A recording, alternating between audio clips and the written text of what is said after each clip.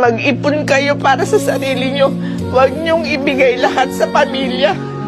Kasi hindi kayo nakakasiguro na pag tumanda kayo at wala na kayong pera, aalagaan kayo ng mga yan. Katulad ng nangyari sa akin, nung wala na akong pera, halos kaaway na ang turing sa akin. Parang ang sama-sama ko na. Sige, hindi ka lang dyan. Hoy! Ay!